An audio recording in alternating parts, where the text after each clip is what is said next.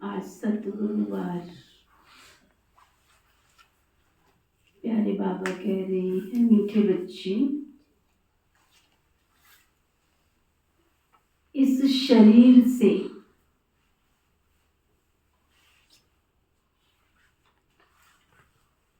जीते जी मरने के लिए अभ्यास करो।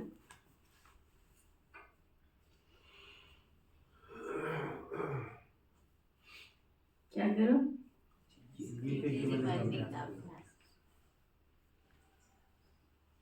मैं भी आत्मा, तुम भी आत्मा।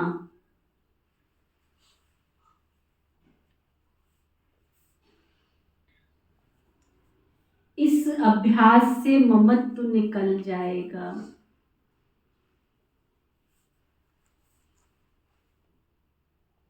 ऐसा मीठा अभ्यास करेंगे तो जो देह और देह के संबंधों में फंसे पड़े उनसे ममत्व निकल जाए। आज के समय में जबकि अनसर्टेन है कब किसने शरीर छोड़ना है मालूम नहीं, लेकिन अगर फिर भी उसको कहो ना ये अपने मरने से पहले सारी तैयारी कर लो, तो कहेगी मरने का क्यों बोल रहे हो। मतलब अभी भी हम किसी को ये नहीं कह सकते हैं कि कल को तुमको कुछ हो गया उससे पहले तुम समेटा समेटी कर लो।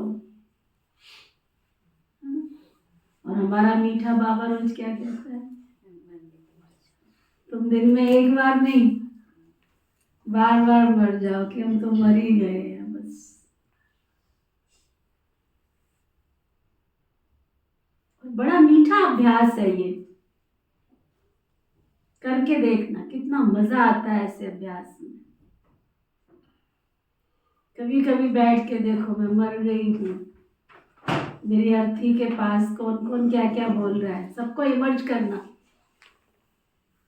और सचमुच जो वो बोलने वाले हैं ना आपके कानों में सुनाई पड़ेगा।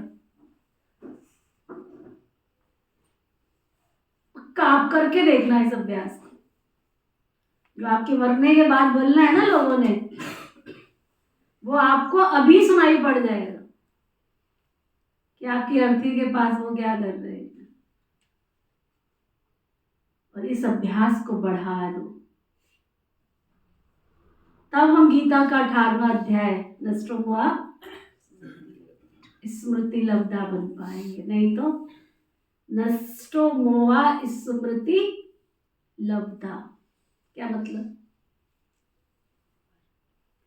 लब्धा नष्टो मोहा स्मृति लब्धा,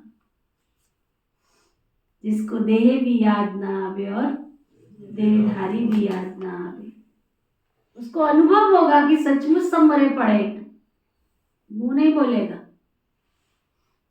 गीता के अंदर एक दृष्टांत आता है, जब अभिमन्यु की मृत्यु हुई तो अर्जुन अभिमन्यु के अर्थी के पास खड़ा था, रो रहा था, आंखों से आंसू आ रहे थे। युद्ध का प्रारंभ हुआ था, कब? जब गीता के 18 अध्याय पूरे हुए तो युद्ध प्रारंभ हुआ था। अर्जुन कब मरा था? गीता के ज्ञान से पहले कि गीता के बाद? बाद में कि पहले? बाद में। तो कृष्ण ने अर्जुन को कहा कि हे अर्जुन ये क्या हो रहा है? कहता है मैं रो नहीं रहा हूं। क्या हो रहा है? मेरी आंखों से पानी निकल रहा है। आंखों से पानी क्यों निकल रहा है? तुमने आंखों को जीता नहीं है अभी। तब कहते हैं कि गीता का 18वां अध्याय जो संपूर्ण रीति से प्राप्त करने वाला अध्याय, नष्टो मोहा स्मृति लब्धा। और जब तक नष्टो मोहा स्मृति लब्धा जीते जी नहीं बनेंगे तो शरीर छोड़ भी देंगे तो अर्थी के चारों तरफ चक्कर काटते रहोगे ना, घर में चक्कर काटते रहोगे, देखते रहोगे कौन क्या कर रहा है। तो बाबा कहते हैं इस शरीर से क्या करो, ममत्व निकाल दो, जीते जी अभ्यास करो, बस हम मर गए हैं, चले गए दुनिया से। वो आत्मा कितनी देर रुकती है दीदी वहां पे? अगर तो अभ्यास किया है पिताश्री ब्रह्मा की तरह से, अगर अभ्यास किया है दादी जानकी की तरह से, अगर अभ्यास किया है दादी गुलजार जी की तरह से, अगर अभ्यास किया है दादी प्रकाश मणि जी की तरह से, तो वो आत्मा एक पल भी नहीं रुकती। एक सेकंड भी नहीं रुकती। लेकिन यदि अभ्यास नहीं किया है, ये हर एक के अभ्यास के ऊपर डिपेंड करता है। अगर कोई पत्नी मोह में है, कोई पुत्र मोह में है, कोई पोते धोते के मोह में, कोई संसार की अन्य वस्तुओं के मोह में, तो वो आत्मा उस घर में चक्कर काटती रहती है। उसका निकलना बहुत मुश्किल होता है। इसलिए कई लोग पेवा जाते, कहीं गति करने जाते, कहीं जाते, फिर भी गति नहीं होती है उनकी। लेकिन जो अनासक्त होके जाते हैं तो उनका 13 दिन का मामला होता है, बस 13 दिन के बाद वो आत्मा चली जाती है उस घर से। 13 दिन रुकती है। 13 दिन सब कुछ देखती है, सब कुछ देख के जाती है, तभी उस घर से निकलती है। देखती है कि मेरी संपत्ति मैंने जो छोड़ी उसका क्या किया है। सारा सब कुछ बड़ी कर्म फिलॉसफी है ये, डेप्थ। दीदी आत्मा कैसे देखती है? मतलब आत्मा को दिखाई पड़ता है सब कुछ, सुनाई भी पड़ता है। सुनाई भी पड़ता है। सूक्ष्म शरीर में। सूक्ष्म शरीर है ना हमारी, जैसे ही आत्मा शरीर छोड़ती है उसकी अंदर की कर्म इंद्रियां, सबकॉन्शियस जो बॉडी है, जो सबकॉन्शियस शरीर है, वो सशक्त हो जाता है, शक्तिशाली हो जाता है। उसको सब कुछ दिखाई पड़ता है। और अभी तो चश्मा लगा के देखते हैं, जब शरीर छोड़ते हैं तो चश्मे की भी जरूरत नहीं होती है। ईश्वर के लिए भी क्या कहते हैं, बिन पग चले। मतलब जब तक आत्मा शरीर नहीं धारण करती दूसरा, तब तक हाँ। उसका सूक्ष्म शरीर है रहता है उसके साथ।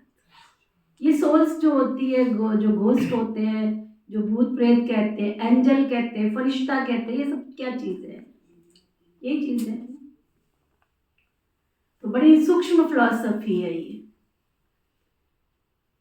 इसलिए बाबा बार बार सुबह उठते ही मुरली में हमको अभ्यास कराते हैं कि देह भी याद ना आवे बच्चे, तुम देहधारी भी याद ना आवे। अगर याद आए तो तुमको बहुत दुख होगा। जब शरीर छोड़ते हैं क्यों उनकी गति करानी पड़ती है, वो आत्मा उस घर में भटकती रहती है, क्योंकि उनकी संपत्ति से मोह है, उनकी चीज वस्तुओं से मोह है, उसमें अटकी रहती है आत्मा, भटकती रहती है। इसलिए बहुत करत करत अभ्यास के जड़ मत होत जान, अभ्यास करना पड़ता है। पिता श्री ब्रह्मा बाबा ने क्या किया? दीवारों पे लिखा, डायरियों में लिखा, कागजों में लिखा, फिर प्रैक्टिकल अभ्यास किया। कुमार का आत्मा है, राधे आत्मा है, मोहिनी आत्मा है, सबको देख देख के आत्मा है, आत्मा है, ये आत्मा है, ये आत्मा है। तब उसने शरीर छोड़ा, तब नेक्स्ट टू गॉड बना, ऐसी थोड़ी बना। आज गुलजार दादी के लिए कितना बड़ा एक्सपीरियंस शेयर किया था। शरीर में रहते हुए भी वो शरीर से न्यारी, डॉक्टरों ने अनुभव किया। लास्ट का मोमेंट सुना था ना हम सब ने, दादी गुलजार जी का। रोज रात को डॉक्टर मिलने आते थे, उनके जो विशेष डॉक्टर थे मिलने आते थे। उस दिन किसी कारण से लेट हो गए, दादी ने इंतजार किया उसका। जैसे ही वो मिलके गए, वंडरफुल चीज है, कर्म इंद्रियों से न्यारेपन का अभ्यास। जब कोई ऐसे बोलता है ना इसमें उसमें, मैं कहती नहीं, संसार में जियो लेकिन संसार मेरे अंदर ना जिए। बाबा ने कर्तव्य परायणता सिखाई है, कर्तव्य का पालन करना, कर्तव्य का निर्वाह करना पिताश्री ब्रह्मा बाबा से ज्यादा कौन कर सकता है? ब्रह्मा कुमारी विश्वविद्यालय की बहनों से ज्यादा कौन कर सकता है? आप कौन लगते हो उनके? लेकिन आपके खाने का, आपके पीने का, आप जब तक उनके साथ रहते पूरा ध्यान रखती हैं या नहीं रखती?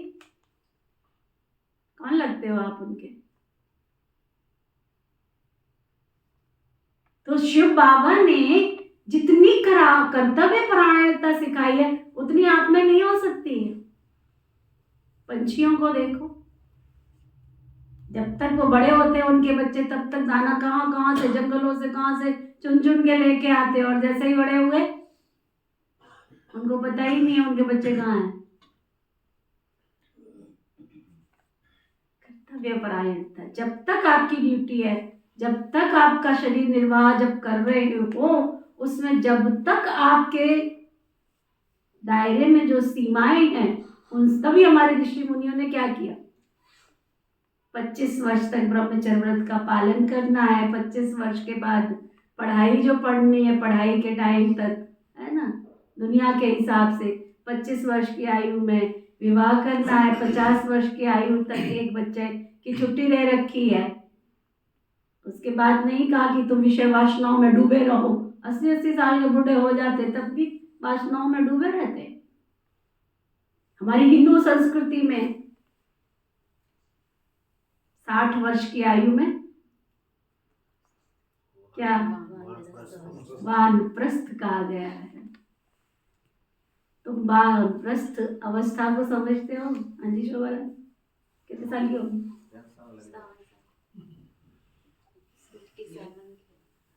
60 साल की आयु के बाद वानप्रस्थ अवस्था। और 60 साल की आयु के बाद ही तो तुम ज्यादा बचते हो, मेरा नाती, मेरा धोता, मेरा पोता क्यों नहीं आ रहा, कि पोते को संभालना क्यों नहीं आ रहा। काम वालियां बन गई हो तुम, उसके बाद काम वालियां बन गई हो तुम, तो चौकीदार बन गए हो घर के। और पहले लोग क्या करते थे, जाओ पिताजी, जाओ माताजी, आपका समय पूरा हुआ, आप अब क्या करो, वन विहार करो, तपस्या करो।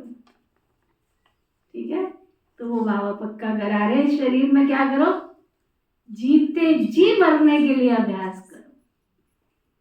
मैं भी आत्मा, तुम भी आत्मा, इस अभ्यास से ममत्व निकल जाएगा। फिर बाबा पूछ रहे हैं, सबसे ऊंची मंजिल कौन सी है? उस मंजिल को प्राप्त करने वालों की निशानी क्या होगी? जीतपाल, तुम्हारी उम्र कितनी होगी? 57 साल। जो 60 साल के बैठे वो हाथ उठाओ जरा। अच्छा, सुनील भाई 60 साल के हो गए? लंबा हाथ उठाना जरा, लंबा हाथ उठाना, 60 साल से ऊपर के।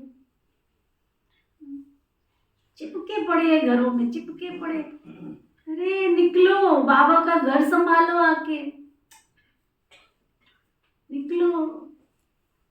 सबसे ऊंची मंजिल कौन सी है? उस मंजिल को प्राप्त करने वालों की निशानी क्या होगी? बाबा बता रहे हैं, सभी देहधारियों से ममत्व टूट जाए,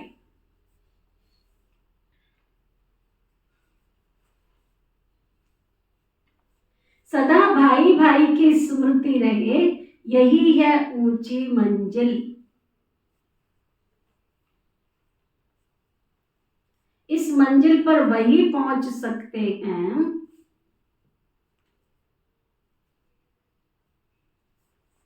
जो निरंतर देही अभिमानी बनने का अभ्यास करते, निरंतर। अगर देही अभिमानी नहीं तो कहीं ना कहीं फंसते रहेंगे, या अपने शरीर में या किसी मित्र संबंधी के शरीर में।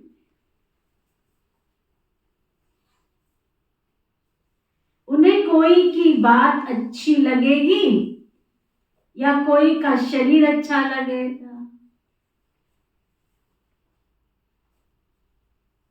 ऊंची मंजिल पर पहुंचने वाले शरीर से प्यार नहीं कर सकते, कोई अट्रैक्शन नहीं होगी, ना व्यक्ति की, ना वस्तु की, ना वैभव। उनका शरीर भान टूटा हुआ होगा।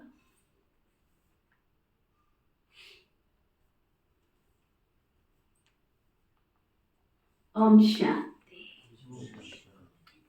रूहानी बाप रूहानी बच्चों को कहते हैं, देखो मैं तुम सभी बच्चों को आप समान बनाने आया हूं। अब आप समान बनाने कैसे आएंगे? वह है निराकार। कहते हैं मैं निराकार हूँ, तुम बच्चों को आप समान अर्थात निराकारी जीते जी मरना सिखलाने आया हूँ।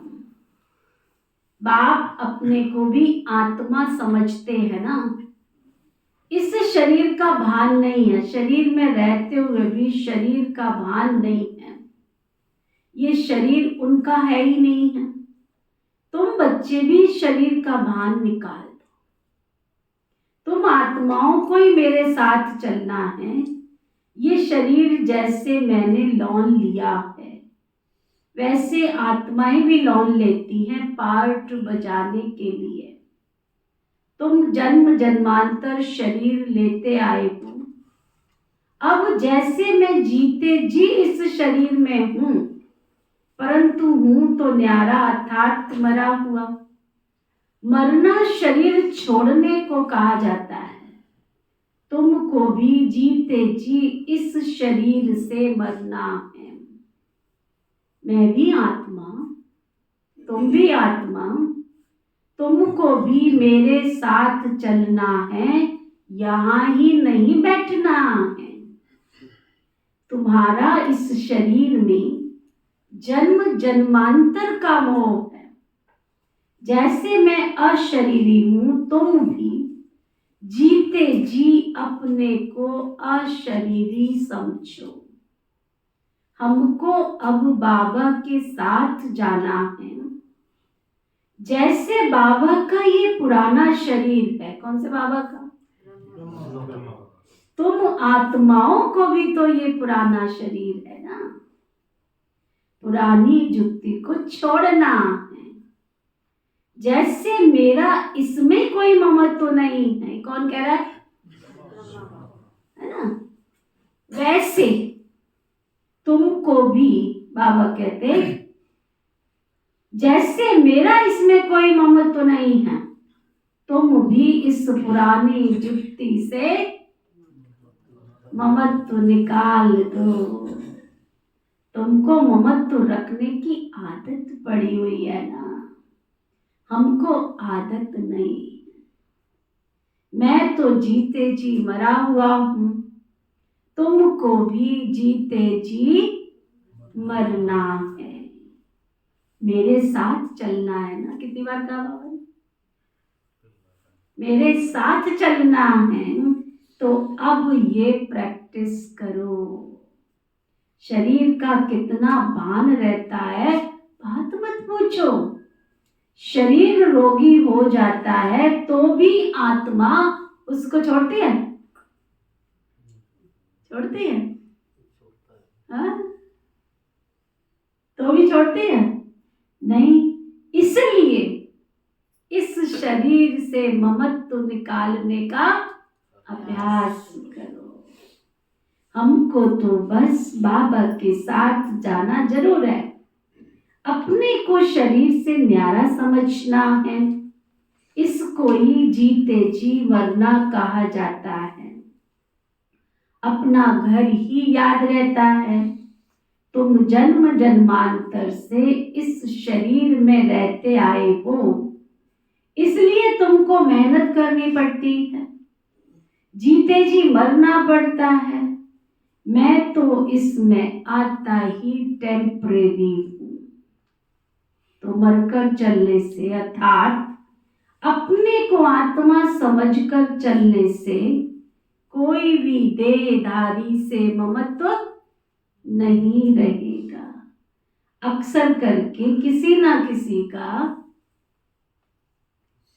क्या कह रहे हैं बाबा, अक्सर करके किसी ना किसी का किसी में मोह होता ही है। बस उनको देखने बिगर चैन ही नहीं पड़ता, रह ही नहीं सकते। ये देहधारी की याद एकदम उड़ा देनी चाहिए, क्योंकि बहुत बड़ी मंजिल है। खाते पीते जैसे कि मैं इस शरीर में हूं ही नहीं, ऐसी अवस्था पक्की करनी है। ये अवस्था पक्की करेंगे तभी, ये अवस्था पक्की करेंगे तभी 8 रत्नों की माला में आ सकते हैं। बिगर मेहनत थोड़े ही कोई उच्च पद मिल सकता है। जीते जी देखते हुए समझें कि मैं तो वहां का रहने वाला हूं, जैसे बाबा इसमें टेम्परेरी बैठा है, ऐसे हमको भी अब अपने घर वापस जाना है। ये संसार की बड़ी विडंबना है, मालूम है, पता है कि हमको जाना है, फिर भी पता है हमको जाना है। और सबसे मजे की बात तो ये है कि चलो छोटी उम्र वाला तो सोचेगा मैं जिंदगी जीने आया हूं, परंतु अनसर्टेन युग में तो पता ही नहीं है कि कब किसने जाना है। परंतु जो बुढ़े हैं, जो बुजुर्ग हैं, और सबसे बड़ी बात कि उनकी कर्म इंद्रियां उनको साथ नहीं दे रही है, फिर भी बुद्धि से समेटते नहीं है। तो बाबा उनको बार बार अभ्यास करा रहे, क्या जैसे बाबा का ममत्व नहीं है ना, वैसे तुमको हमको भी ममत्व नहीं रखना है। बाबा को तो इस शरीर में बैठना पड़ता है। किस लिए बैठता है? सिर्फ तुमको समझाने के लिए। तुमको अब वापस चलना है, इसलिए कोई भी देहधारी में ममत्व नहीं रखना है। ये फलानी तो बहुत अच्छी है, मीठी है, बस आत्मा की बुद्धि चली जाती है। बाप कहते हैं शरीर को नहीं देखो, आत्मा को देखो। शरीर को देखने से तुम फंस मरेंगे। बाप कहते हैं शरीर को नहीं, ये बड़ी मंजिल है। तुम्हारा भी जन्म जन्मांतर का पुराना बहुत ममत्व है। बाबा का तो कोई ममत्व नहीं है, तभी तो तुमको सिखलाने आया हूं ना। ये कौन बाबा बोल रहे हैं? है ना, शिव बाबा का तो किसी से कोई ममत्व नहीं है, तभी तो सिखलाने आया हूं। बाप कहते हैं मैं तो इस शरीर में फंसता नहीं हूं, तुम तो फंसे पड़े हो। मैं तुमको छुड़ाने आया हूं। तुम्हारे 84 जन्म पूरे हुए, अब इस शरीर से भान निकालो।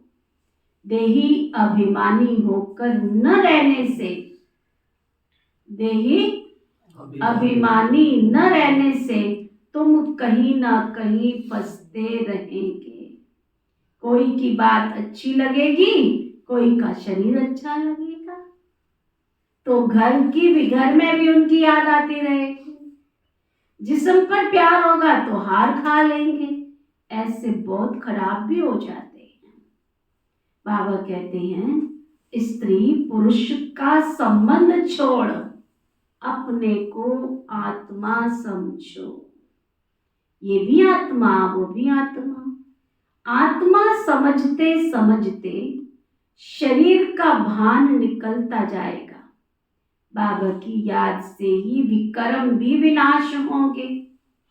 इस बात पर तुम अच्छी तरह से विचार सागर मंथन कर सकते हो। विचार सागर मंथन नहीं करेंगे तो यहाँ मुरली सुन ली, फिर कोई चिंतन नहीं, वहां की वहां रही, तो बाबा क्या कहते, उनको खुशी की उछाल आ ही नहीं सकती है। वो खुशी में उछल ही नहीं सकेंगे।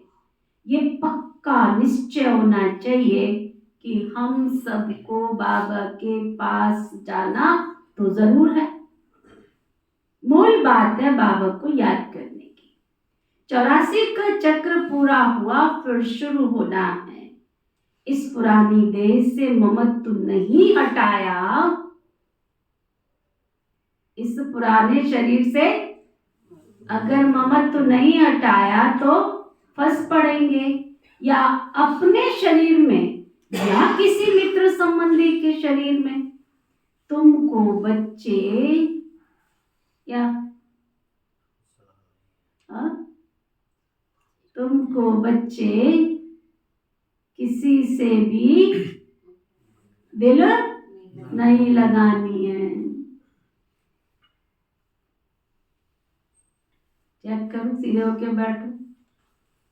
इस दिल के टुकड़े 1000 हुए, हाँ? कितनों को बिठा के रखा है इस दिल में? चेक करो, गिनती करना, गिनती करना, कितनों को बिठा के रखा है। 5 नंबर दो अपने आप को, क्योंकि जहां दुनिया के देह और देह के संबंधी बैठे होंगे वहां बाबा बैठेगा। हाँ? तो हमारे दिल में बाबा बैठा है या संबंधी बैठे हैं? चेक करो, दिल का कोना कोना साफ है? जो कहते बिल्कुल साफ सुथरा, एक बाबा और दूसरा कोई नहीं, हुआ थोड़ा।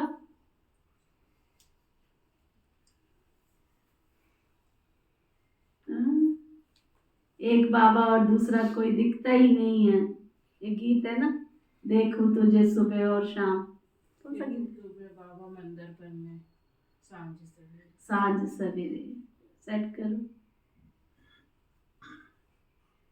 किसी ने जो गीत बनाया जरूर उसको दिखाई देता होगा, उसने बनाया हो, है ना?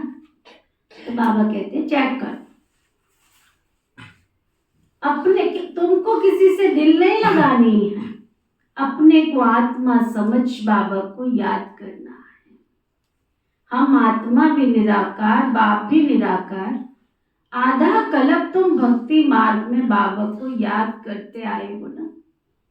हे प्रभु कहने से शिवलिंग ही सामने आएगा, कोई देहधारी को हे प्रभु तो नहीं कह सकते।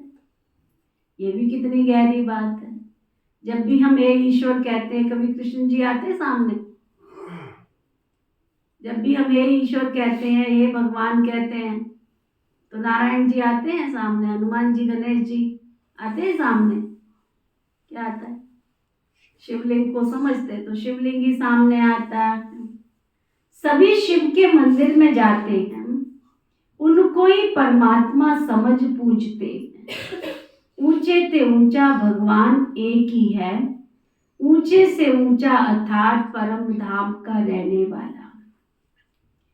भक्ति भी पहले अव्यभिचारी होती है एक की, फिर व्यभिचारी बन जाती है। तो बाप बार बार बच्चों को समझाते हैं कि तुमको ऊंच पद पाना है तो प्रैक्टिस करो, देह का भान छोड़ो। सन्यासी भी विकारों को छोड़ते हैं ना।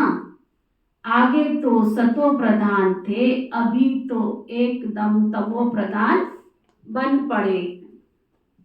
सतो प्रधान आत्मा की कशिश होती है, अपवित्र आत्माओं की को खींचती है।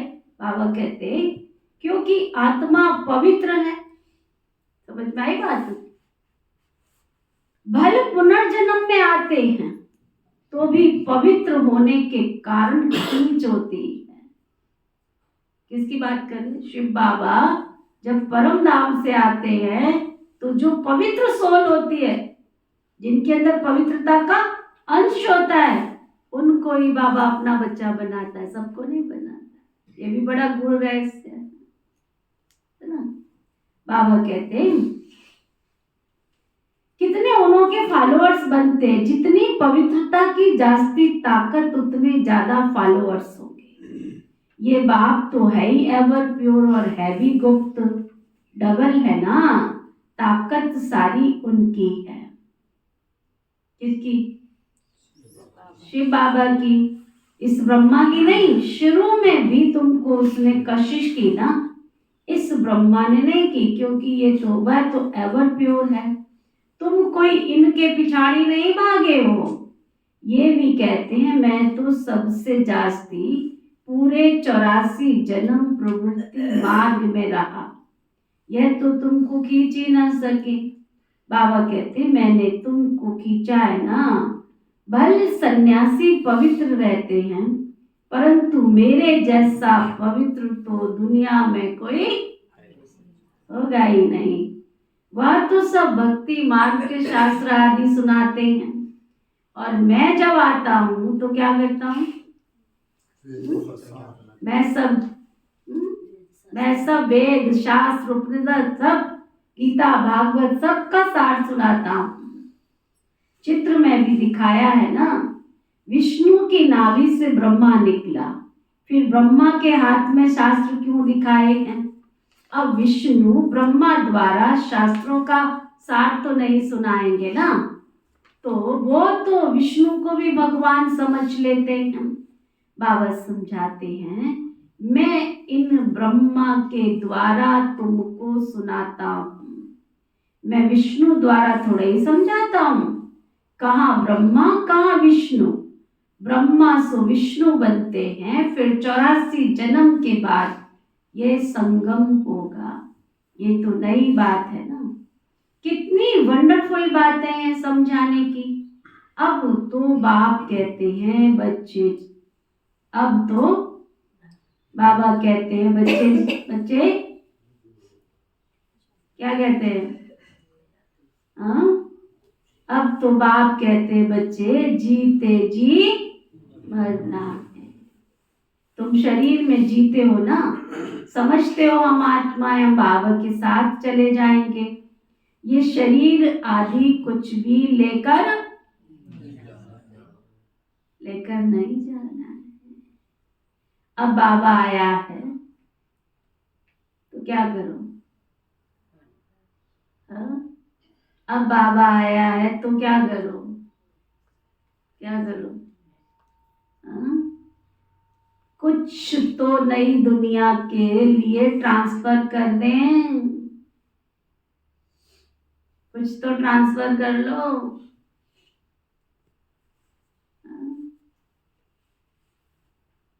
जब नया घर बनाते हैं तो क्या करते हैं?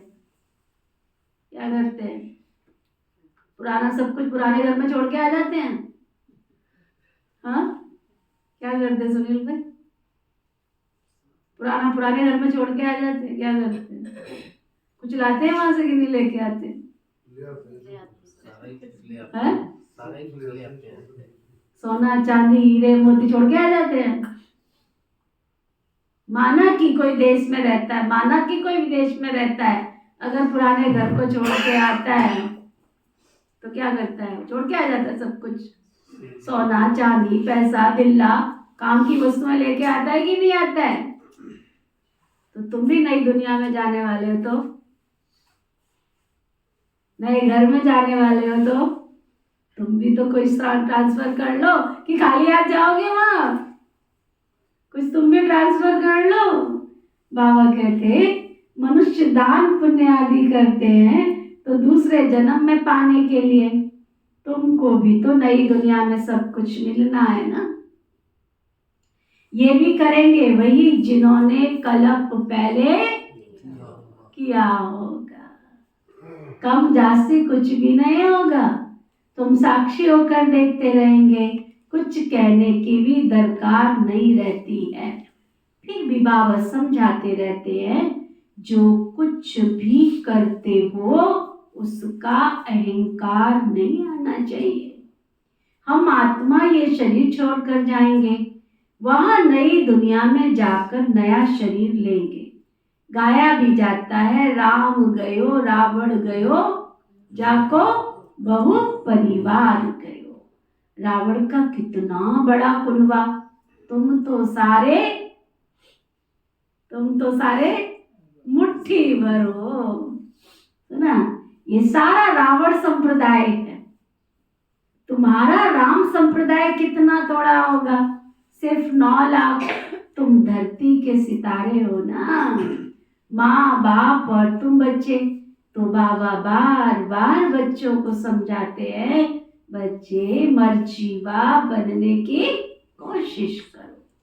अगर किसको देखकर तुम्हारी बुद्धि में आता है ये तो बहुत अच्छी है, ये तो बहुत मीठा समझाती है, समझ लो कि तुम्हारे ऊपर माया का वार हो गया है।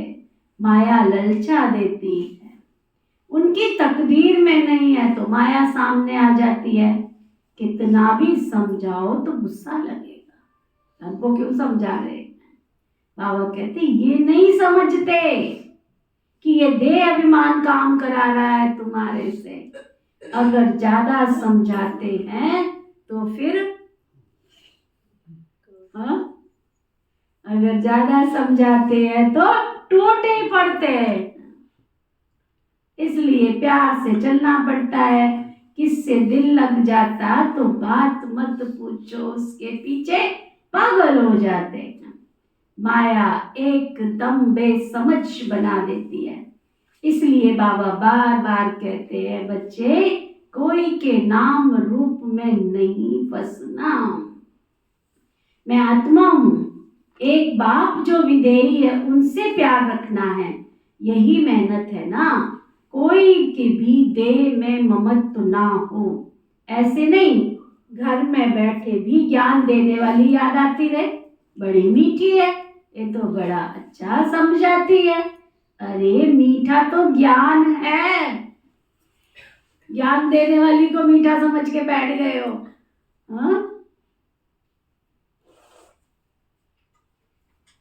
बाबा छोड़ता नहीं है। बाबा कहते अरे मीठा तो ज्ञान है, मीठी तो आत्मा है, शरीर थोड़ा ही मीठा है। बात करने वाली तो आत्मा है ना। कभी भी शरीर पर आशिक नहीं होना है। आजकल तो भक्ति मार्ग बहुत है। आनंदमयी माँ को भी माँ माँ कहकर याद करते रहते। अच्छा फिर बाप कहाँ चला गया? दुनिया में बहुत सारी माएँ बन गई है ना। तो बाबा कहते उनसे पूछो तुम सब माँ है तो बाप का है हमारा, है ना। माँ के भगत बहुत है, बहुत टीवी पे कितनी सारी माताएं आती हैं। तो उनसे पूछो, बाबा कहते जाके कि हमारा बाप का है उसे भी तो मिलवा दो। तो बाबा कहते वर्षा तो बाप से मिलना है या माँ से। माँ को भी पैसा कहाँ से मिलेगा? सिर्फ माँ कहने से जरा भी तुम्हारे पाप नहीं करेंगे। बाबा कहते माँ में कम याद करो, नाम रूप में नहीं फंसना है और ही तुम्हारा पाप हो जाएगा, क्योंकि बाप का नाफरमान वरदार बनते हो। बहुत बच्चे भूले हुए रहते हैं। बाप समझाते हैं मैं तुम बच्चों को लेने के लिए आया हूं, तो जरूर लेके ही जाऊंगा। परम धाम से आया हूं, छोड़ के तो जाऊंगा नहीं, लेके ही जाऊंगा। इसलिए मेरे को याद कर। एक मुझे याद करने से ही तुम्हारे पाप कटेंगे। भक्ति मार्ग में बहुतों को याद करते आए हो, परंतु बाप बिगर कोई काम कैसे होगा? बाप थोड़े कहते हैं माँ को याद करो, बाप कहते हैं मुझे याद करो। पतित पावन तो मैं हूं ना। बाप के डायरेक्शन पर चलो। तुम भी बाबा के डायरेक्शन पर औरों को समझाते रहो। तुम थोड़े कोई पतित पावन ठहरे। याद एक बेहद के बाप को ही करना है। हमारा तो एक शिव बाबा और एक शिव बाबा और दूसरा ना कोई। बाबा हम आप पर वारी जाएंगे, वारी जाना तो शिव बाबा पर ही है ना, और सबकी याद छूट जानी चाहिए। भक्ति मार्ग में बहुतों को याद करते रहते हैं। यहाँ तो क्या एक बाबा और दूसरा ना कोई, फिर भी कोई अपनी चलाते हैं तो क्या गति सदगति होगी। मूंछ पड़ते हैं, बिंदी को कैसे याद करें?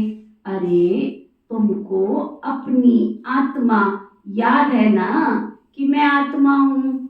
ऐसे ही बाबा भी बिंदी है, तो तुम्हारा बाप भी बिंदी है। बाप से वर्षा मिलता है, माँ तो फिर भी देहधारी हो जाती है ना। तुमको विदेही से वर्षा मिलना है। इसलिए सब बातें छोड़ क्या करना है? बुद्धि योग एक बेहद के बाप से लगाना है। अच्छा मीठे मीठे सिकिलरे बच्चों प्रति माता पिता बाप दादा का याद प्यार और गुड मॉर्निंग। रूहानी बाप की रूहानी बच्चों को नमस्ते। हम सब रूहानी बच्चों की रूहानी बाप दादा को दिल व जान सिख व प्रेम से नमस्ते नमस्ते नमस्ते जी। धारणा के लिए मुख्य सार। शरीर का भान खत्म करने के लिए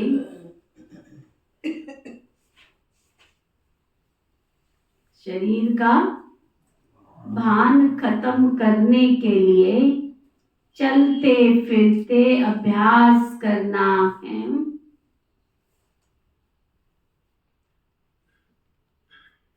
जैसे कि इस शरीर से मरे हुए हैं।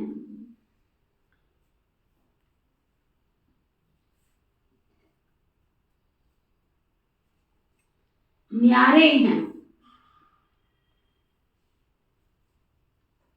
शरीर में है ही नहीं।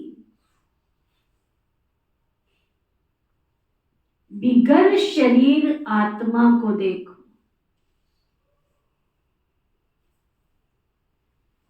कभी भी किसी के शरीर पर तुम्हें आशिक नहीं होना है।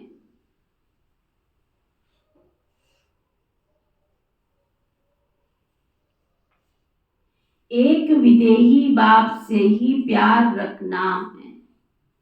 एक गीत है ना, एक तुमसे प्यार करूं बाबा। कितने अच्छे अच्छे गीत बने हुए। एक से ही बुद्धि योग लगाना है। वरदान सतगुरु प्यारे बाबा का वरदान। सेवा और स्व पुरुषार्थ के बैलेंस द्वारा। कौन सा बैलेंस? सेवा भी और स्व का पुरुषार्थ। सेवा और स्व पुरुषार्थ के बैलेंस द्वारा ब्लेसिंग प्राप्त करने वाले कर्म योगी भव।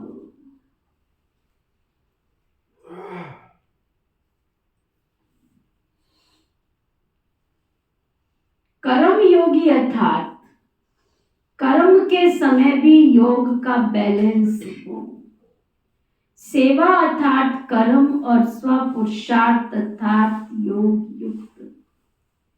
इन दोनों का बैलेंस रखने के लिए एक शब्द याद रखो। बाप करावनहार है और मैं आत्मा करनहार हूं। ये एक शब्द बैलेंस बहुत सहज हो जाएगा। सर्व की ब्लेसिंग भी मिलेगी। जब करनहार की बजाय अपने को ही करावनहार समझ लेते हो तो बैलेंस नहीं रहता और फिर बीच में क्या हो जाता? माया चांस ले लेती है। स्लोगन। नजर से निहाल करने की सेवा करनी है। बहुत अच्छी बात बाबा कह रहे हैं। नजर से निहाल करने की सेवा करनी है तो सहजा तो बाप दादा को अपनी नजरों में अपने नैनों में संभालो। अपनी नैनों में नजरों में संभालो। आज का अव्यक्त इशारा।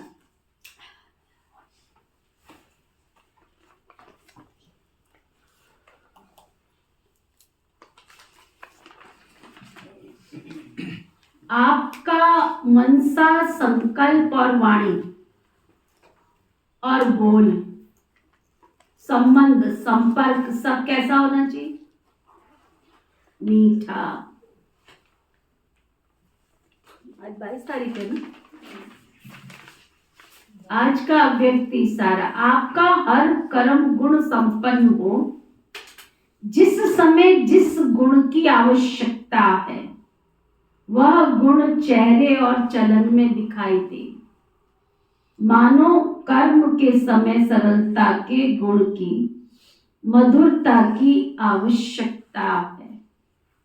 चाहे बोल में चाहे कर्म में अगर सरलता और मधुरता की बजाय थोड़ा भी आवेशता या थकावट के कारण बोल मधुर नहीं, चेहरा मधुर नहीं, सीरियस है तो गुण संपन्न नहीं कहेंगे कैसे भी सरकमटेंसेस में, लेकिन मेरा गुण जो है वो इमर्ज रहना चाहिए। वाह वाह वाह, कमाल, बिल्कुल जीते जी पत्थर की मूर्तियां बना दे। नहीं, पत्थर की मूर्ति को मारो तो भी उसका चेहरा,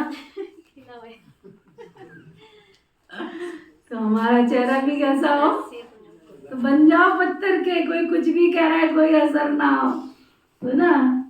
ओके, ओम शांति।